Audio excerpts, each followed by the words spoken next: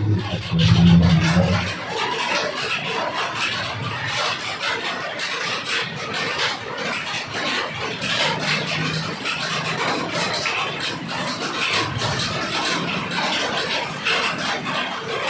tadi pada 20 hari.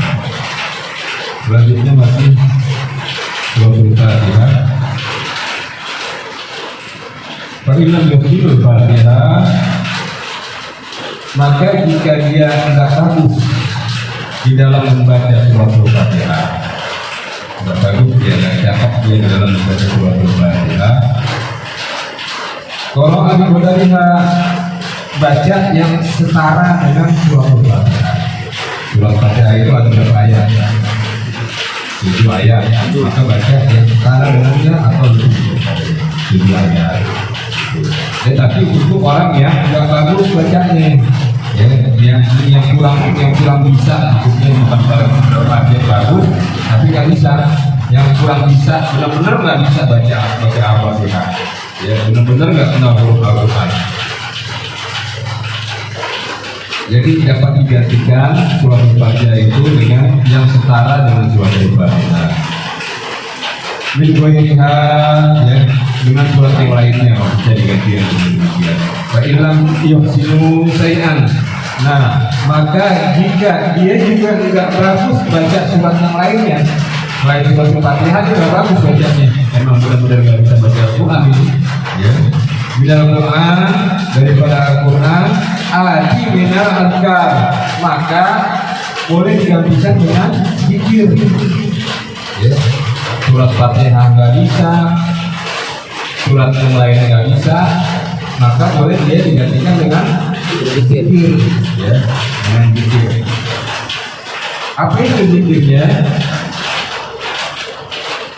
Kalau bisa seperti Subhanallah, tasbih, ya, wa tahlil, dan seperti tahlil, la ilaha illallah, wa nahwahuma, atau yang lain seperti itu. Dari ayatul Fatihah yang setara dengan ayat-ayat surah Fatihah. Jadi paling minimal 7. Subhanallah, subhanallah, subhanallah, subhanallah, subhanallah, subhanallah, subhanallah. Ya, baca Al-Fatihah nggak bisa, baca surat lainnya nggak bisa, ya langsung Allahu Akbar. Ruku, langsung ruku. Fa'ilam yuhsin say'an minal adkar, maka jika dia tidak juga bagus dalam berzikir, wah ini parah, ya. Baca surah Fatihah nggak bisa, baca ayat surat-surat yang lain nggak bisa, zikir juga nggak bisa. Jadi dia mau alat gitu baru nih, baru masuk Islam. Kalau baru masuk Islam wajar lah. Tapi saya rasa kalau orang masuk Islam dibilang subhanallah bisa kayaknya, ya banyak yang bisa itu. Alhamdulillah untuk umum loh orang-orang, bahkan orang-orang yang muslimnya kalau dikasih ini alhamdulillah, ya kalau jatuh aja astagfirullah, ya orang-orang non muslim banyak kan ibu begitu, la ilaha illallah, badal abad loh gitu kan, selesai, gampang gitu. Jadi kayaknya kira-kira gampang, kecuali memang orang-orang yang nggak pernah bergaul dengan orang muslim, ya, menjadi mualaf seperti orang dari negeri antah berantah, ya, bergaul masuk muslim, dia nggak kenal surat-surat, dia nggak kenal baca Al-Quran, dia nggak kenal juga tentang Islam, ya wajar lah. Al-Fatihah aja nggak bisa, surat lain nggak bisa, zikir nggak bisa, ya. Maka apa yang dilakukan kalau demikian adanya? Fa'ilam yuhsinu say'an minal adkar, jika dia tidak juga bagus di dalam berzikir, wadaqa anil ta'lim, wadaqa waktu anil ta'lim, ya. Dia juga nggak punya sempat, wadaqa waktu anil ta'lim, dia juga nggak sempat dia mempelajari daripada huruf-huruf Al-Quran, huruf-huruf hijaiyah. Dia nggak sempat belajar nggak sempat belajar untuk ilmu, ya, nggak ada waktu. Artinya mungkin dia juga baru, ya malam, atau orang ini emang dari kecil nggak pernah dengan dekat dengan agama, ya tiba-tiba dia mau taubat, ya nggak bisa itu. Nah, dia juga nggak punya waktu untuk apa namanya, untuk belajar. Wakof bi qadari qiraah, maka apa yang dilakukan dia? Wakof bi qadari qiraah, diam ketika dibacakan suratul Fatihah atau surat yang lainnya. Wakif ini artinya diam, seperti wukuf atau apa namanya, wakof, ya, seperti ini diwakofkan, ya, itu sama juga, ya, wukuf di Arafah, diam, semuanya diam. Nah, diamnya bukan berarti diam ini dalam artian diri. Berdiri kan, baca suratul Fatihah kan diri kan, diri, terus dengerin, diam. Nah, kalau nggak bisa baca apa-apa, udah begitu aja. Dia dengerin, yang penting dengerin daripada imam. Makanya kalau orang belum fasih di dalam baca suratul Fatihah, juga kurang di dalam apa namanya, pembacaan surat-surat lainnya selain suratul Fatihah, baiknya sholatnya berjamaah, jangan sholat sendiri, ya. Baiknya begitu. Sekali kalau udah bisa, lebih baik juga sholat berjamaah, ya. Jadi gitu, kalau nggak bisa baca apa-apa udah, zikir nggak bisa, baca suratul Fatihah, suatu lain nggak bisa, dengerin aja, diam, ya. Cuma ya kau, lalu dia ruku, lalu dia lanjut ruku, ya. Wa tujazi'uha sholatu, maka sholatnya itu sah, artinya sholatnya itu sah. Tapi kalau bisa jangan munfarid itu artinya sholat sendiri, artinya sholat berjamaah, karena al-fatihahnya itu ditanggung sama imam, jadi cuma dengerin aja, enak kan begitu, ya. Kalau nggak bisa, tapi jangan sampai nggak belajar. Nah, ya, di sini dituliskan ilam yakun farata fi ta'lim, ya.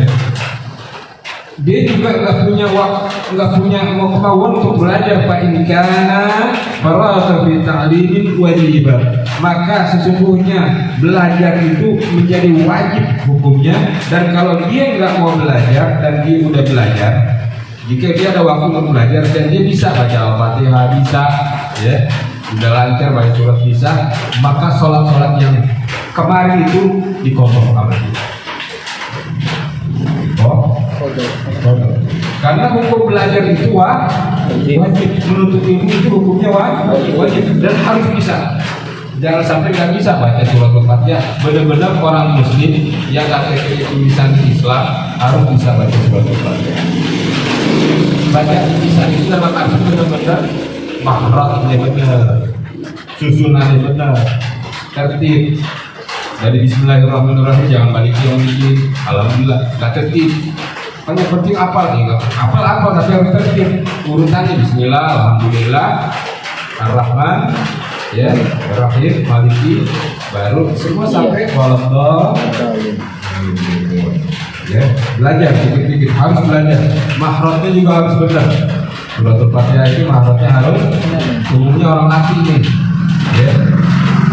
Orang laki kalau nggak bener, ya kalau bisa minta dulu dia akad nikahnya. Iya, gimana dah? Ini bang. Pinang kau dan Al-Fatihah.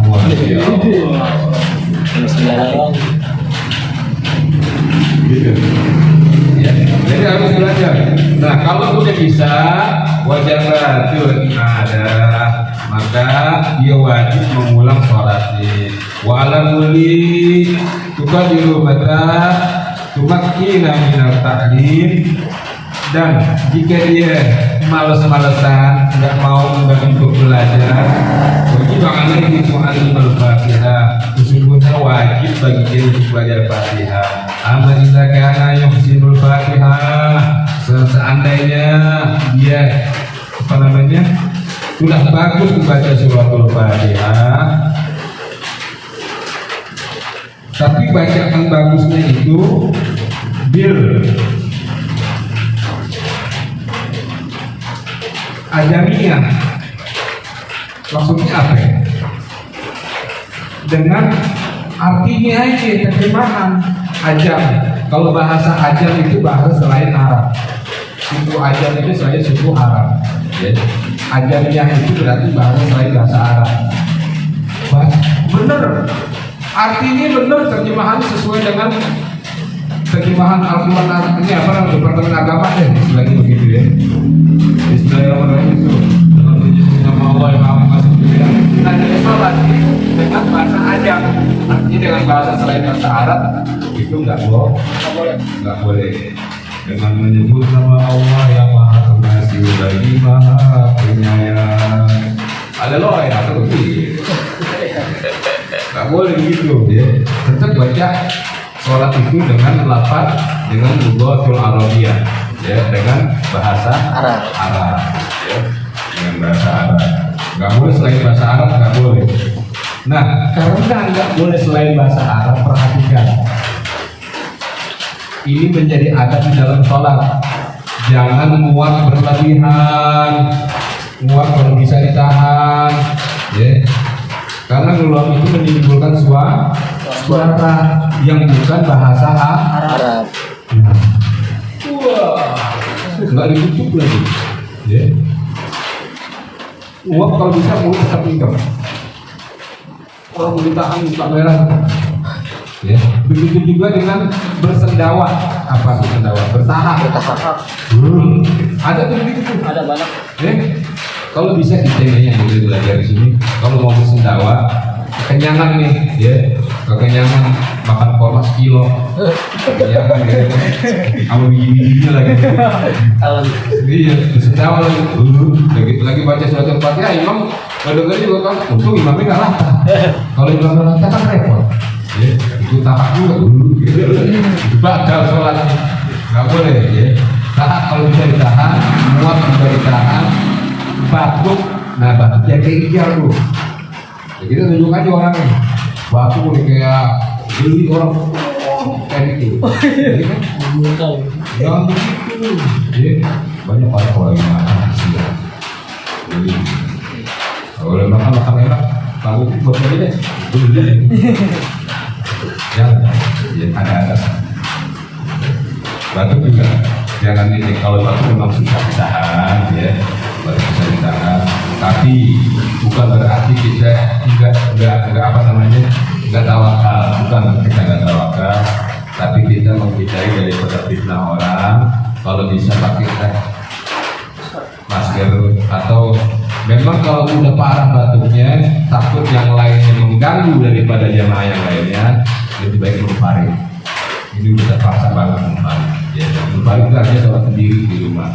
Kalau takut mengganggu orang lain, ya, takutnya jadi fitnah. Lanjutnya.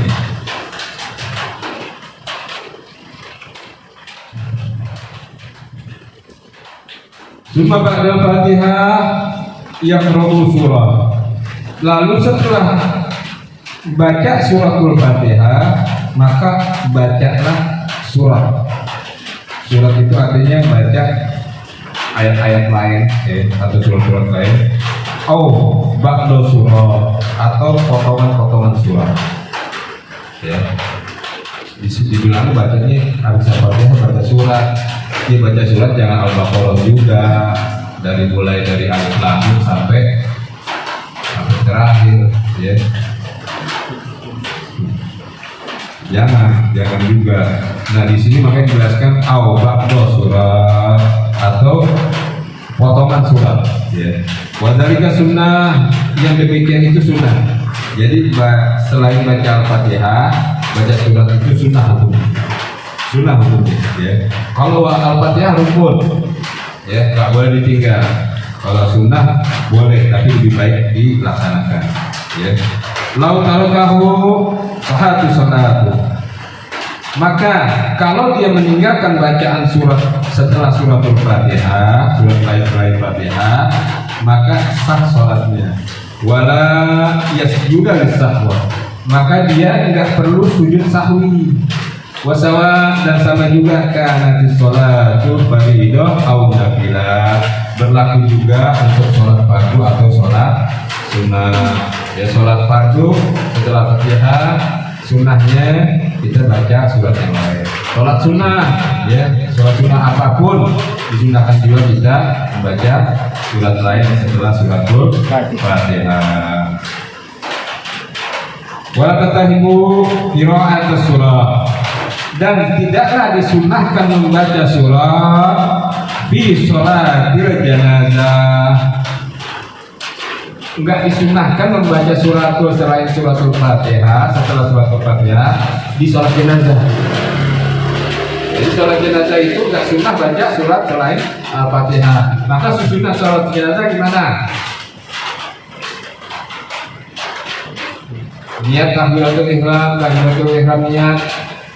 Maka setelah itu takbiratul ihram yang pertama membaca suratul Fatihah, lalu takbir lagi, membaca sholawat kepada Nabi Sallallahu Alaihi Wasallam, lalu takbir lagi membaca doa. Allahumma ghfir lahu, jika laki-laki Allahumma ghfir laha, jika perempuan Allahumma ghfir lahuma, jika mayat itu laki-laki dan perempuan atau mayat itu dua, laki-laki dan laki-laki atau perempuan dan perempuan atau laki-laki dan perempuan dua, Allahumma ghfir lahuma warhamhuma. Ya, kalau banyak lebih dari dua, baik itu laki semuanya atau perempuan semuanya atau laki perempuan campur, maka Allahumma ghfir lahum, Allahumma ghfir lahum warhamhum wa'afihim wa'fu anhum. Kalau nggak cukup sampai yang panjang cukup juga itu, ya, maka takbir lagi, Allahu Akbar, baca Allahumma la tahrimna ajrahu. Allahumma la tahrimna ajrahu. Kalau perempuan, kalau laki-laki, kalau perempuan, Allahumma la tahrimna ajraha. Kalau dua, Allah Ta'ala tahrimna ajrahuma. Jadi itu aja ya, huwa itu laki-laki, dia satu, huma dua, laki-laki dua atau perempuan dua, satu, dua, tiga, laki-laki, dia itu perempuan, dia perempuan, dia huma itu dua perempuan atau dua laki-laki dan perempuan, atau hunna itu perempuan dan banyak. Kalau makanya kalau mayatnya perempuan semua, Allahumma ghfir lahum, bukan hum, Allahumma ghfir lahum warhamhum, sunnah itu tadi, ya, gitu. Kayak kita belajar lagi begitu.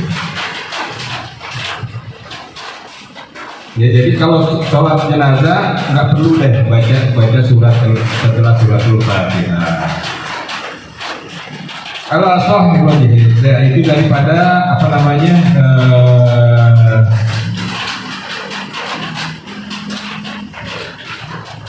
istihad yang sahih, ya, daripada ulama-ulama. Di annaha mabniyatun ala takhafif,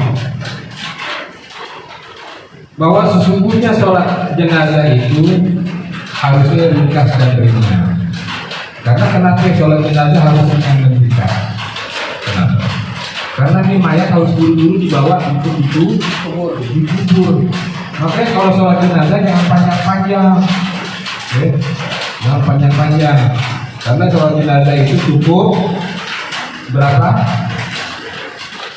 takbir? 4 kali takbir. 4 kali takbir udah cukup. Nggak usah pakai ruku, nggak usah pakai sujud. Udah pakai ruku pakai sujud dorong apa lagi? Jangan ya.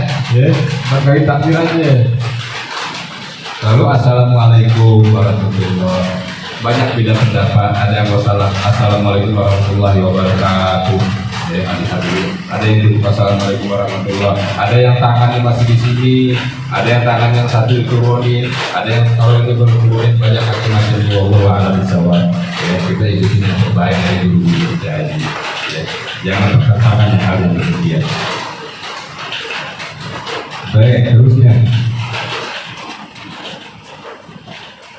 Summa huwa bil khiyar. Lalu dia berikhtiar, berusaha insya'a qara'a surah. Lalu dia berusaha untuk baca surah yang dikehendakinya. Ya. Wa insya'a qara'a ba'da surah, atau dia menghendaki membaca potongan-potongan surat. Ya. Wa surah qasirah, dan dia membaca surat-surat yang pendek afdhalu min qadariha minal tawilah. Itu lebih afdal daripada ketentuan membaca surat-surat yang panjang. Jadi kalau imam atau kita sendiri membaca surat yang panjang tapi bacaannya masih belibet, mendingan kita baca surat yang pendek tapi bagus. Makanya antum semua, khususnya umumnya kaum muslimin muslimat, surat Al-Fatihah harus bisa benar-benar bisa, ya. Baik itu makhrajnya, baik itu susunannya, semua harus bisa. Kalau bisa antum bisa nulis di benar-benar tanpa lihat surat Al-Fatihah. Lalu hafalin. Ya, hafalin minimal sholat ada berapa yang habis baca Al-Fatihah, habis baca surat ada berapa rakaat? 10 rakaat. Ya, 10 rakaat kan 5 kali 2 kan 10. Paling tidak 10 surat selain surat Al-Fatihah ini apa? Apa? Di luar kepala bagus nih. Paling tidak dari kata kasur sampai Anas harus DA berapa? Minimal 2 surat. Karena sholat yang setelah baca surat Al-Fatihah di surat lainnya 2 rakaat. Minimal 2 sholat ya. Subuh bacanya itu Al-Falaq Anas, Al-Falaq Anas, Al-Falaq. Zuhur juga Al-Falaq Anas ke apa deh. Yang penting nanti baca bagus. Ya, bagus nanti paham. Jangan mentang-mentang disuruh Pak Haji paling minimal 2 surat Al-Baqarah ma'alih. Tapi Pak Haji 2 surat ya, tapi jangan yang panjang-panjang juga, ya. Kecuali imam boleh membaca surat-surat yang panjang, ya, seperti dia baca Al-Baqarah 100 ayat 1 rakaat. Kalau kedua ayat 1 sampai ayat 200 boleh, tapi dilihat dulu jamaahnya. Kalau jamaahnya suka dengan yang surat-surat panjang, baca. Tapi dilihat lagi, kalau jamaahnya pada suka bacaan surat-surat panjang, itu nama Al-Quran, dan dilihat ada orang uzur, ada orang tua, ya, ada orang nenek-nenek, ada kakek-kakek, ada orang yang lagi sakit, ya, misalnya mules-mules. Jadi kan orang kalau mules-mules kan nggak bisa lama, ya kan, bisa sebentar ke belakang. Nah itu juga diperhatikan. Makanya jadi imam itu harus benar-benar selain alim dia berilmu, maka dia harus al-hakim, harus bijaksana. Karena Allah demikian, alimul hakim.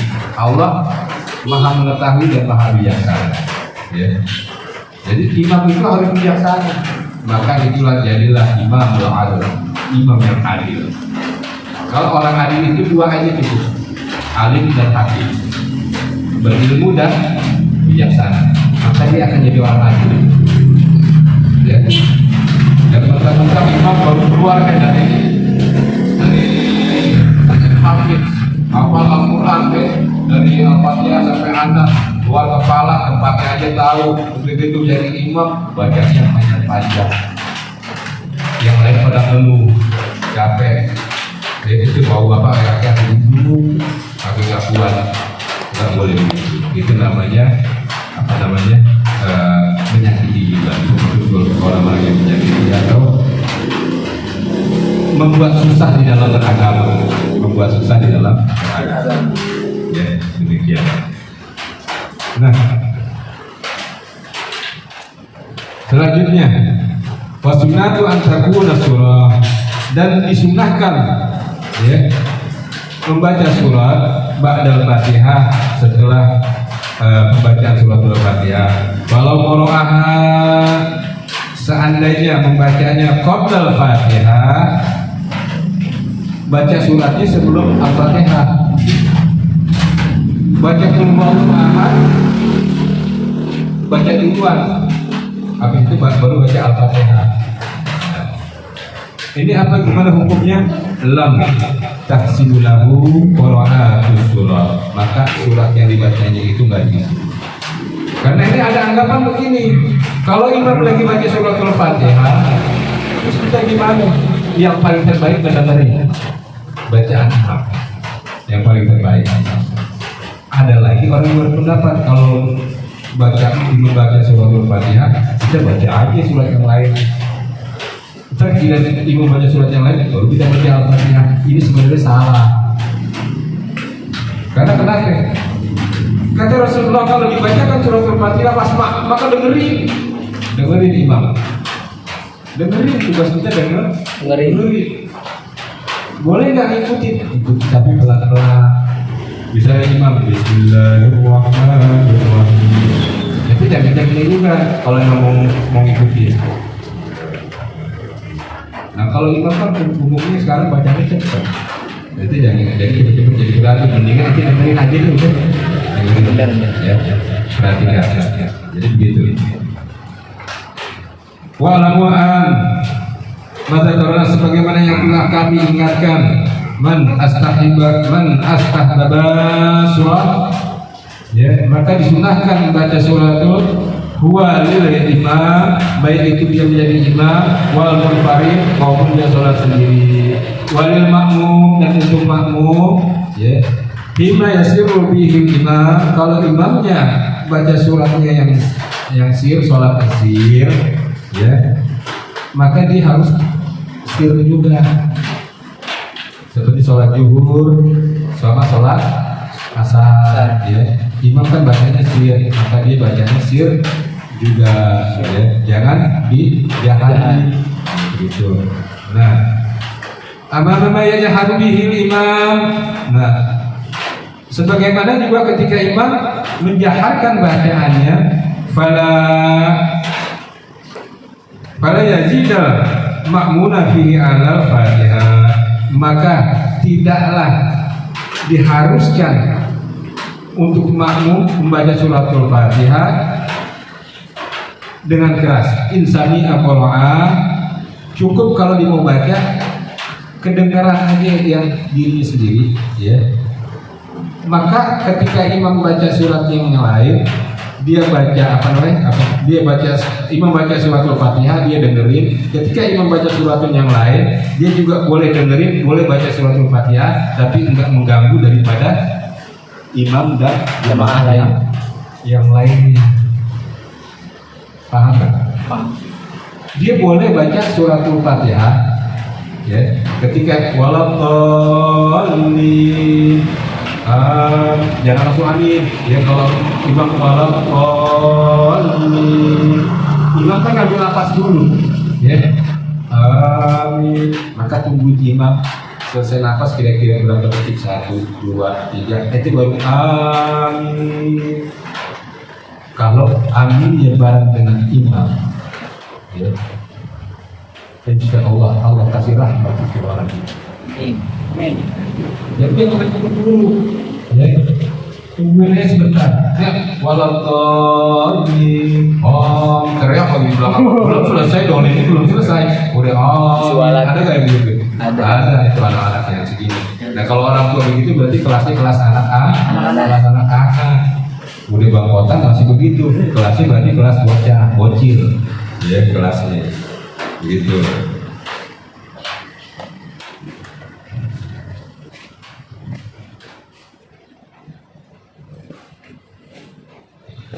As-sunnatu an takuna suratu fi subuh. Disunatkan jika sholat subuh membaca surat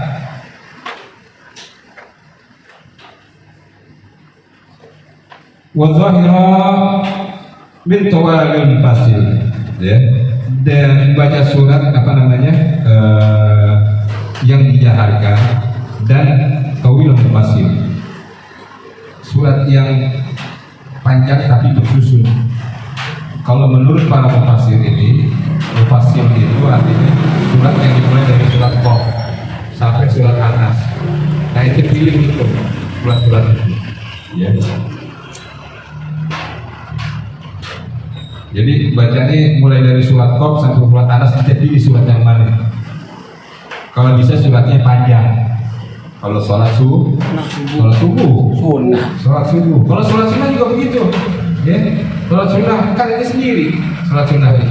Baiknya baca surat yang panjang. Gitu. Karena sholat sunnah sendiri itu kan bisa kita ukur diri kita sendiri. Wafil asr wal isya, dan kalau waktu asar dan isya, nah tadi itu baca surat yang apa namanya tawilun fasil itu sholat apa namanya subuh dan zuhur, sholat subuh dan zuhur. Ya, bacanya surat dari mulai surat Qaf sampai Anas, yang pilih yang mana ini? Ya, yang pilih yang mana? Kalau surat asar dan isya, ausatul mufassir. Surat-surat dari mulai surat Qaf sampai surat apa namanya Anas, ente pilih yang sedang-sedang panjang, yang panjangnya sedang-sedang aja, ya, pertengahan. Nah, wabil maghrib ini qasarul fasil. Nah, kalau surat maghrib, kalau bisa surat-suratnya pendek, surat-suratnya pendek. Yang pendek. Baik karena imamah afaf anzalik, dan dikalah imam itu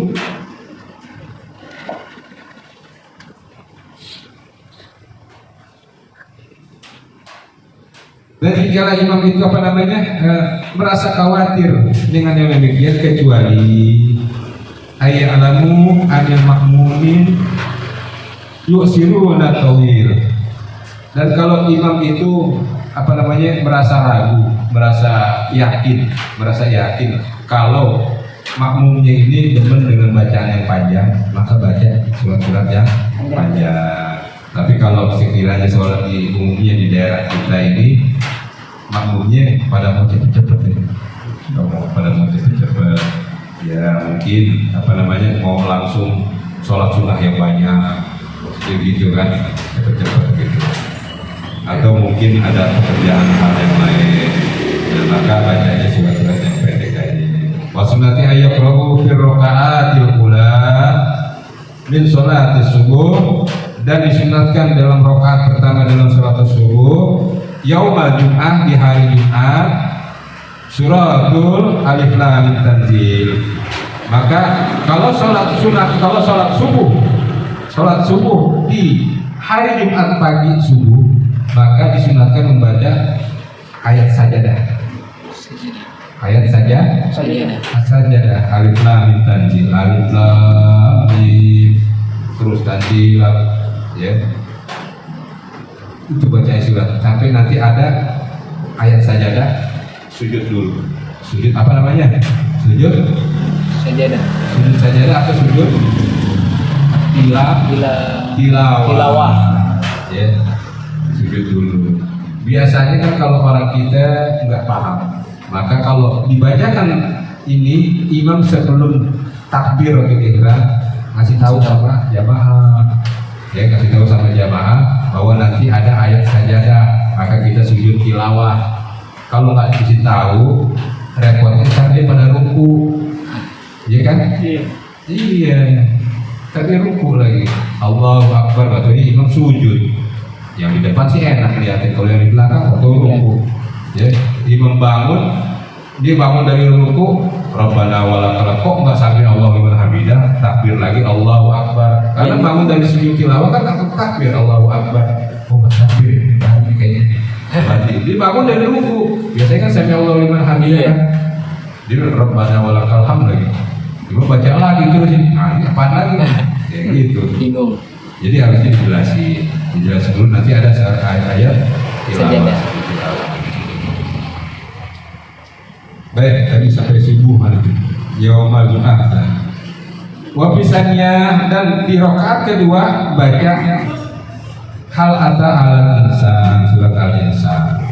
Jadi kalau sunnahnya di Jumat subuh baca ayat surat sajadah dan surat al insan, ya.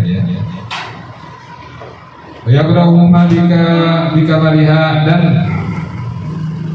bacaan keduanya itu haruslah apa namanya, sempurna. Wa amama yaf'aluhu ba'dun nas, dan sebagian daripada orang-orang melakukan potongan-potongan, dipotong-potong itu suratnya, ya. Entah dari ayat 1 sampai ayat 10 dipotong, entah dari ayat 11 sampai ayat 20 dipotong, ya. Pokoknya yang penting dia baca surat itu, ya. Tapi dipotong-potong di sini nggak boleh, ya. Karena itu pahala atas sunnah, akan meninggalkan daripada yang sunnah. Sunnahnya bacanya ayatnya full, ya, lengkap. Wasnaka ayyul sholatul id. Nah, kalau sholat id, ya, wal istisqa itu sholat apa? Minta hujan. Minta hujan, ya. Jangan kalau itu minta hujan jangan pakai yang lain, sholat, ya. Jangan pokoknya macam-macam, bakar-bakaran gitu kan. Apalagi apa namanya, dibeli hewan yang nggak berguna, apa yang supaya hujan datang, ya. Terus nebarin garam. Sholat kalau sholat istiqomah. Nah, apa yang dibaca dalam sholat apa namanya id dan sholat istiqomah, sholat minta hujan, yang dibaca dalam sholat yang demikian itu adalah fi rakaat ula, dalam rakaat pertama badal Fatihah, setelah Fatihah baca surat Qaf, ya. Nah, wa fisaniya di rakaat yang kedua iqtarabat sa'ah, baca surat iqtarabatis sa'ah. Nah, kalau mau wa isa'a qara'a fil ula, maka dia apa namanya boleh membaca sabbihisma rabbikal a'la. Jadi kalau sholat id umumnya kita dengar ya di kita ini maupun sholat istisqa hujan, maka dia baca surat apa? Sabbihisma rabbikal a'la. Lalu di rakaat keduanya baca al-Fatihah. Gosiyah, yang itu merupakan sunnah semuanya, boleh dilakukan yang demikian, ya. Nah, lain hal ketika apa namanya Rasulullah pernah melakukan di sholat maghrib dan sholat setelah tawaf, sholat sunat setelah tawaf, Rasulullah membaca suratul kafirun dan suratul ikhlas, itu boleh dilakukan. Semuanya ini apa namanya disanjurkan oleh penulis sebagaimana dengan kesahihan daripada hadis-hadis yang telah diterima, dan semuanya daripada pilihan daripada hadis-hadis pilihan yang telah disahihkan oleh beberapa ulama, ya. Jadi ini nggak sembarangan. Setelah baca suratul Fatihah kita membaca surat yang lain. Kalau bisa digarisbawahi kita harus hafal surat minimal 2 surat, ya. Jangan sampai enggak, ya. Karena antum kan belum tentu sholat jamaah terus, ya. Pasti sholat munfarid juga, dan antum juga sholat apa namanya sunnah. Sholat sunnah kan juga harus setelah Fatihah disunahkan membaca surat yang lainnya. Maka masa iya Al-Ikhlas aja nggak hafal sih?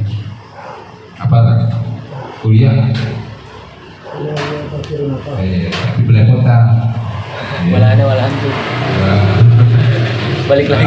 Ta'budun wala ana a'budu ma'abadu wala antum a'buduna ma'abud wala ana Balik lagi. Terus saya bolak-balik, ya. Jadi diambil yang benar-benar, ya, itu baca. Nah, sedikit tadi salat jenazah. Salat jenazah itu tambahan buat antum paham semua.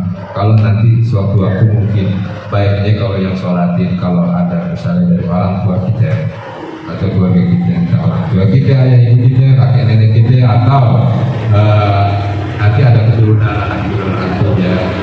Allah a'lam.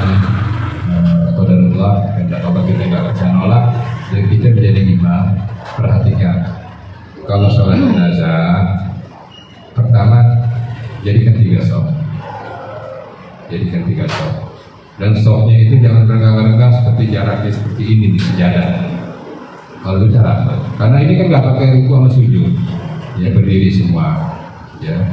Kalau merapatkan tetap harus dirapatkan barisan, diluruskan tetap harus diluruskan barisan.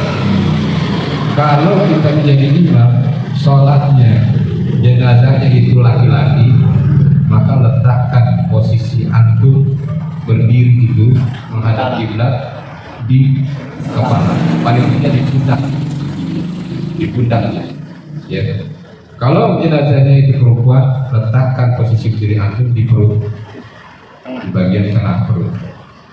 Makanya daripada orang-orang orang-orang yang kita dulu, ya, orang-orang tua kita menandakan bagian kepala itu dengan rangkaian bunga, rangkaian bunga. Ya. Itu bukan hal-hal yang diada-adakan, dia cuma nandai doang. Ya, nandain doang. Ini kalau yang ada rangkaian bunga ini dua, ini kepalanya, ya kan? Itu aja. Jadi itu bukan hal-hal yang dibuat-buat. Lalu sebelum menyolatkan itu ada memandikan.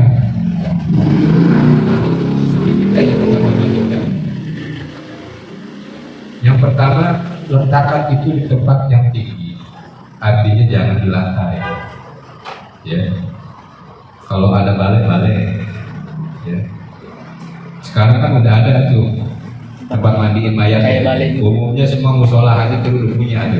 Ya umumnya. Kalau zaman dulu kan susah, mesti balai, dipan, atau kasur. Ini kasurnya diangkat, itunya tinggal dipakai dipannya aja. Dipan tuh tempat tidurnya dirangkak nih. Ya, kalau sekarang nggak ada enak. Gitu. Jadi harus di tempat yang tinggi, artinya nggak di lantai mandiin. Setelah itu mandiin itu apa namanya? Airnya harus yang benar-benar bersih, nggak boleh tercampur dengan najis, ya. Karena mandiin ini sama akhirnya dengan wudhu nanti, dengan wudhu. Ketika mandiin, sebelum semua dilakukan, ketika mayat itu berbaring, ente sanggul. Ini pundak, ini kayak orang kalau habis jatuh terus diginiin nih, ya. Tangan kanannya dia, tangan kirinya dia ke bahu antum. Terus ente urut, menjilat ente urut perutnya. Tapi jangan sampai didudukin begini, cukup ini aja sekedar ngangkat. Terus ente urut perutnya. Pelan-pelan aja, jangan ditekan begitu, brojol kan, ya. Urut perutnya, pelan-pelan. Itu akan keluar itu kotoran. Itu yang penting. Kotoran harus keluar. Ada yang nggak keluar, wallahu a'lam. Mungkin dia orang bersih, mungkin bersih habis puasa atau gimana. Ya, urut supaya kotorannya keluar. Setelah keluar, baringkan lagi, agak dimiringkan, cebokin depan belakang. Paham depan belakang ya? Kemaluan depan, kemaluan belakang. Cebokin. Harus bersih. Cebok ini ente pakai sarung tangan. Makanya lebih baik sebelum memandikan mayat ente wudhu dulu. Segala apapun wudhu dulu. Gitu. Kalau mau ibadah apapun lebih baik wudhu dulu. Kalau memandikan mayat maksud ibadah dulu ya, wudhu dulu. Nah, pakai sarung tangan, dibersihin sampai benar-benar bersih. Kalau bisa pakai yang membersihkan, yaitu sabun. Nggak pakai sabun nggak apa-apa sebenarnya, yang namanya air itu kan membersihkan. Tapi kalau bisa yang lebih membersihkan jadi pakai sarung tangan yang lembut, ya, sampai bersih, baringkan lagi, baru mulai diguyur. Mulai dari kepala semua. Setelah semuanya bersih sampai itu, minimal kalau bisa usahakan 3 kali guyuran, 3 kali siraman, 3 kali usapan juga. Karena nggak boleh diguyur doang, harus diusap, dibersihin itu mayat. Ada bicara gini nanti antum ya. Ya, ini kok darurat ya, kita nggak bisa hindari. Jadi orang tua, ya, kayaknya lebih baik kan punya wajib juga. Begitu. Semuanya, ya. Kalau ada rambut yang ketika kita mencuci rambutnya ada yang rontok, jangan dibuang. Itu rambut jangan dibuang.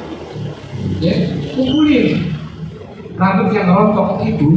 Ketika dia jadi mayat, rambut yang rontok kumpulin. Nanti kalau dipocongin, taruh di situ lagi rambutnya. Jangan dibuang, ikut sertakan di dalam kubur di rambutnya tanggal gitu ketika dalam proses pemandian. Paham? Paham? Paham. Jadi gitu baiknya, makanya antum melihat. Antum mau nggak dimandiin sama teman antum? Nah, makanya antum kan pintar. Kan pesan meja dia gua dulu aja deh. Gua takut gitu kan. Takut dipoto-foto deh. Tapi kalau antum lihat sih kemarin. Nah, kalau dia kan pesan ini kan enak jadi dia kan. Itu udah. Ketika guyuran yang ketiga, maka kalau bisa dipakai kapur baru juga, yang wangi-wangi. Kamper. Nanti itu, tapi dipakein yang campuran airnya dengan yang wangi-wangi. Kalau bisa dicampur dengan daun bidara. Setelah itu baru angkat. Nah, ingat dalam proses pemandian mayat itu kan telanjangin. Tapi ingat, kemaluan harus ditutupin. Jangan diaplakin begitu aja. Jangan diablak-ablakin begitu. Itu kemaluan mereka ini. Kalau laki-laki bagian pinggang, kalau perempuan bagian pinggang dan dada. Gitu. Dan yang mandiin perempuan, kalau bukan ahli warisnya, artinya keluarga yang ahli waris, harus perempuan juga yang mandiin. Kalau orang lain, kalau laki harus laki juga. Kalau yang satu yang agak dua sebutan, walau alam dari nggak tahu deh. Ya kan, laki enggak perempuan enggak gimana tuh? Bingung gitu kan. Nah ini dia juga yang mandiin. Dia mau matang. Ya baik, terus proses pengapanan ya. Ini agak mesti dicontohin kalau pengapanan. Nah, setelah proses pengapanan, proses penguburan. Proses penguburan itu dari lubang sedalam orang berdiri. Orang berdiri itu bukan artinya orang berdiri tegak, tapi tangannya melambai. Kalau tangannya udah bisa cuma segini doang nih paling enggak, ya telapak tangan yang kelihatan cukup untuk dia sebagai kuburan. Paham? Dalamnya kira-kira segitu. Kalau dihitung kira-kira 2 meter. Ya kan? Orang kan tinggi 150. Iya, 100. Tambahin 50. 2 meter kan?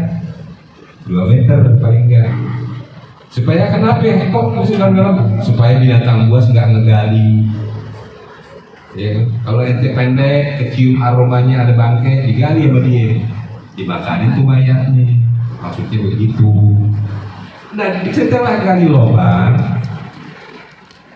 menurut daripada arahan Imam Syafi'i yang akhirnya ditulis diarahkan oleh Imam Nawawi Al-Bantani, ya.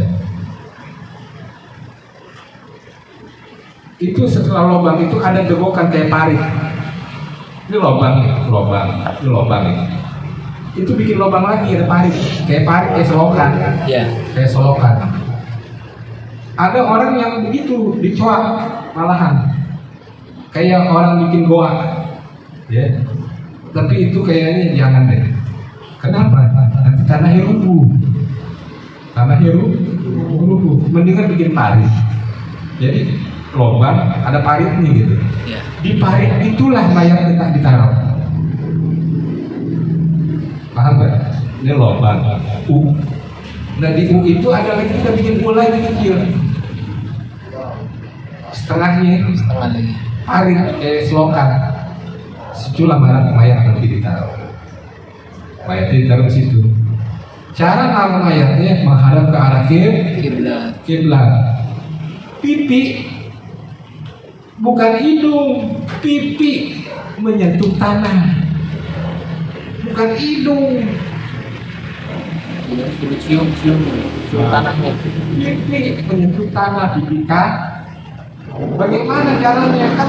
Pipian pun udah kata malah. Makanya dibikin Bantal. bantalan. Kalau bisa batak.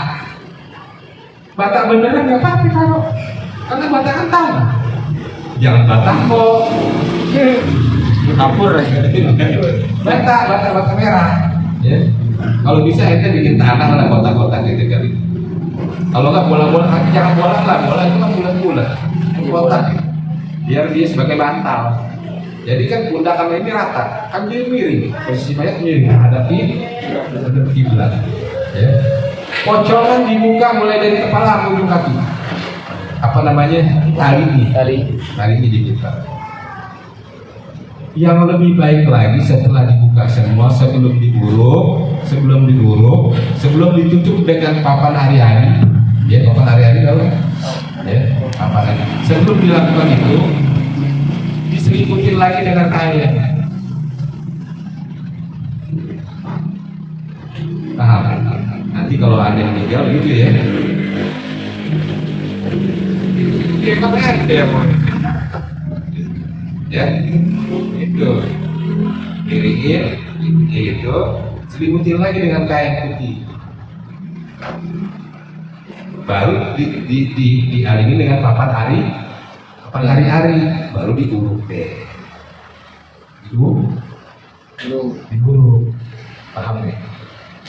Ya. Oh, ditutupin ya Pak Ji, pakai kain putih ya.